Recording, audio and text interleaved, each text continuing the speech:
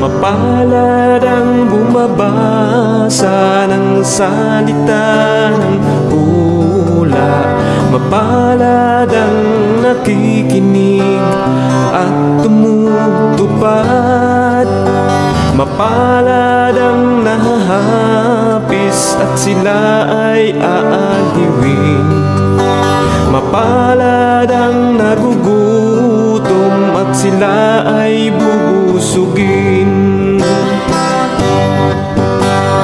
Ang magtiis hanggang sa wakas, sila lamang ang maliligtas. Ang magtiis hanggang sa wakas, sila lamang ang siyang maliligtas. Magandang gabi po sa inyo lahat, mga kaibigan, mga kapatid, at sa lahat po ng naaabot ng programa pong ito ng ating Linawin Ministry. Isang programa sa himpapawid na nagbabalita na ang Panginoong Hesus ay muling darating. Kaya humanda ka, kaibigan, at siya'y salubungin. Sa pagkakataon pong ito, mga kaibigan, mga kapatid, ay meron po sana nawa na special program. Ito po ay ang part 2 ng pag-uusap sa pagitan po ng Seventh-day Adventist at saka ng Roman Catholic, Chief Apologist Brother Denmar Santiago. Pero sa pagkakataon pong ito ay kanina pa ho tayo naghihintay ng tawag ni kapatid na Denmar, pero until now ay wala. So napagkaisahan at napagpasyahan na ito po ay i-reschedule na lamang po sa darating. Pero bago po natin ay nais ko munang pabatiin ang dalawa na mula pa ho sa ibang mga platform. Narito po ang tatayo sana sa affirmative side, si Brother Fernando Camacho. Brother Camacho, paki-open mo yung camera, please. Opo, isang malaking karangalan po, mga kaibigan, mga kapatid, na kami ay makapaglingkod muli sa inyo sa paksang amin sanang pag-uusapan na sino ang dapat pakinggan ng tao ayon sa Biblia at referensya, si Ellen G. White. Maganda sana ang magiging usapin. Kaya lang siyempre sa iba't ibang mga kadahilanan, di natin malaman kung ano ang kadahilanan ito, pero positibo nating tinitignan na sa mga hinaharap na pagkakataon with Brother Russia sa Russia TV at dito po sa ating platform ngayon na matutuloy din po ang usaping ito. Muli po mga kapatid, ang inyong malit na lingkod kay Kristo, Brother Fernando B. Camacho Jr. ay patuloy kayong iniiwan sa palad ng atin pong Panginoong Diyos. At isa pong karangalan sana mga kapatid na muli nating makadaupang palad ang atin pong laging nakakausap, ang kapatid na Denmar S. Santiago, isa pong OAD o isang Ordo Agustiniensum Discalcitorum. Yan pong terminong yan ay bihira po ninyong marinig. Yan po ay titulo lamang ng ginagamit ng mga delegated mula sa order ng St. Augustine as a reform movement. At ang kagandahan pa rito na makakausap natin, mga kababayan, hindi siya ordinaryong membro lamang ng Roman Catholic Church, kundi isa rin siyang SCG o Sacerdotum Cordi Jesu, na kung itatranslate po ito ay Priest of the Sacred Heart. So kaya isang kagalakan na talagang makaharap natin siya kasi malaki po ang pangalang iniiwan sa atin dito po sa linya ng debating platform. At isa rin po siyang FRA o a Fire of Brother.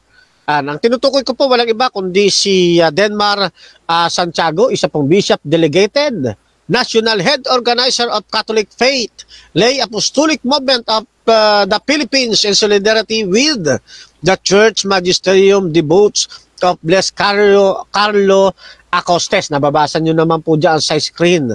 No? At ang propeta at hari according to CCC 1456 at 871. Isa rin po siyang National Head Organizer in National Capital Region o NCR at Head Chairman of National Debating Team dito po sa Luzon sa kanya pong hinahawakang CFC LAMP. Ayan. At maliban dyan ay nakakatuwa ring isipin na ang kaibigan kong ito na dating Seventh-day Adventist na ngayon nasa panig ng Catholic ay isa pong Luzon organizer and regional president dyan po, dito po sa ating Luzon. At CFD resource speaker and advisor dito po sa Seventh-day Adventist Apologetic, no? Na may basbas po ni Father Abby Argenosa. Kaya ho, itong kausap natin na hindi po ito basta-basta mga kapatid at hindi tayo nagpapabaya sa ginagawa nating pag-aaral. Mangyari lamang na siguro mayroong magandang tawag dito. May dahilan kasi busy rin ito sa trabaho ang ating po kapatid na Dermar, no? At bukod kay Father Abby Argenosa, siya rin po ay tumanggap ng basbas mula kay Fernand Priscilla. Yan. At siya rin po ay founder ng Apologies of Roman Catholic in the Philippines at Catholic sa Seminarian. Kaya isang malaking karangalan na muli natin siya makadaupampalat sa magiging pag-uusap. At siyempre, pinasalamatan din natin yung ating pong Russia Vista platform. Yan, no? Alam nyo mga kaibigan, ang kapatid na Russia Vista, yan talaga ang nag-train sa akin dito pagdating sa debating platform. At pinag-uusay naman lalo ang ating mentor, kapatid na Rocky Tulog. Alam nyo po, yung Rocky Tulog po na yan, lagi po yung puyat sa amin sa pagbibigay ng mga magagandang paalala. Ano? Muli po mga kapatid, ibinabalik ko po ang ating papuri sa ating pong Panginoong Diyos at sa lahat po ng mga taga-subaybay ng Russia Vista at ng ating pong platform ngayon. Ang inyong malit na lingkod, inuulit ko po, isang ordinaryong membro ng Seventh-day Adventist Church, isang bagitong apologist na laging tumitindig sa panig ng katotohanan at naghahayag, gumigiba ng mga maling aral. Kaya po sa gabing ito mga kapatid, hasta la vista, viva el Señor, viva Adventista del Séptimo Día, Chukbok, Hamnida, Mispa sa inyong lahat mga kapatid. Maraming salamat Brother Fernando sa iyo. Yan po mga kapatid, mga kaibigan. At ipanalangin po natin si Brother Denmar sapagkat kanina ko pa ho siyang tinatawagan ay hindi ho siya nasagot. So ipanalangin po natin nawa ay walang masamang nangyari sa kapatid natin. Dahil dati naman kapag tinatawagan ko po yan ay agad na nasagot. Ngayon po ay hindi ho siya nasagot. So hindi natin alam. Let us pray na walang po sa kanya at siya po ay nasa maayos na kalagayan. Pero hindi ko ho nalilimutan, nakakoy baka hindi na papuntahin ito sa kanyang grupo.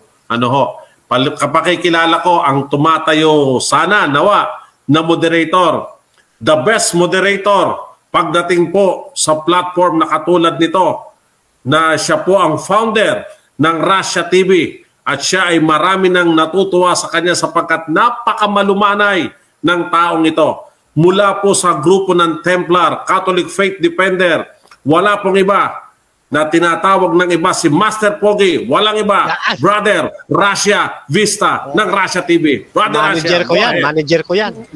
Hello at magandang gabi sa lahat at ito na nga mga kapatid at sad to say na hindi po nakadalo yung isa sa debatista natin at I hope na okay siya, yun nga at official kong kinakancel yung debate natin since 1 hour na kaming naghintay at hindi pa siguro magbibigay kami ng mga reschedule.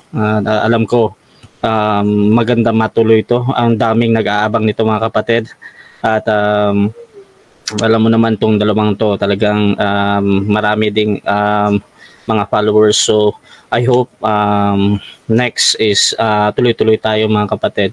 So gusto ko lang i-shoutout lahat ng sumusuporta ng Russia TV at lahat ng mga sponsor ko, lalo na yung mga nagpo-podcast sa akin. At siguro magpo-post kami ng mga next schedule. Si Camacho ay magpo-post yan at sa akin din. So siguro yun lang. Maraming salamat at magandang gabi ulit.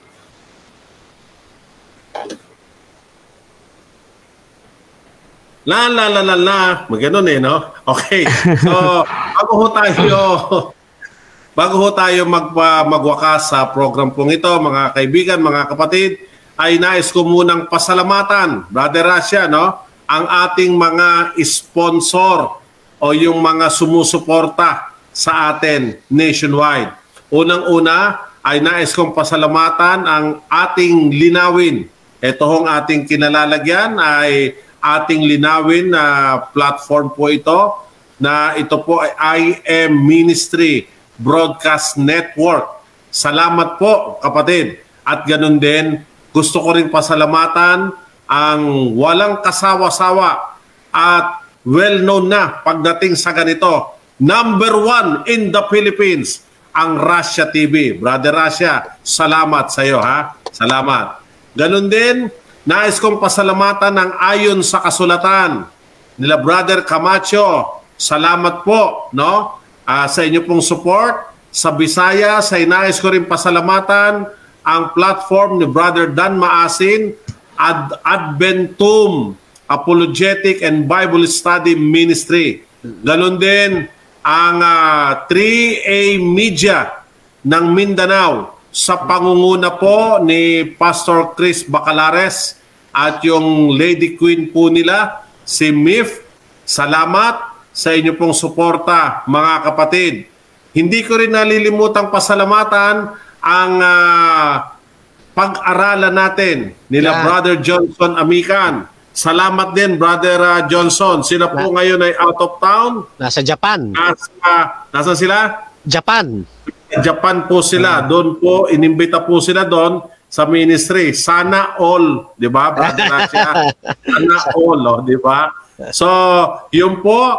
At ganoon din sa Templar of the Catholic. At dito yung grupo ni Brother Sanrio, Ave Maris Estela Catholic Defender. Yan, binabati po natin lahat po yan. At ganoon din, ang grupo natin, Brother Fernan, Advent Ministry. Lahat po, kayo dyan po, no? Sila Brother Don, Levi, mga kaibigan natin, sila Moises, si Brother Ruben, si Brother Leonard Avila, at sino pa? Sila Dritz, sila sino pa ito? May mga debate itong mga naka-schedule Kaya, yun po. At panawagan nga po pala, kung kayo po ay gustong makipag-debate sa grupo namin, Advent Biblical Ministry, wala ho kayong dapat gawin kundi makipag-ugnayan lang po sa amin. Ano ho? At meron ho kaming mga kondisyon na ibibigay po sa inyo. You must meet our condition para magkaroon po tayo ng magandang usapan. Kumbaga nga sa face-to-face, may permit pa yan sa barangay So dito, meron po tayong kondisyon.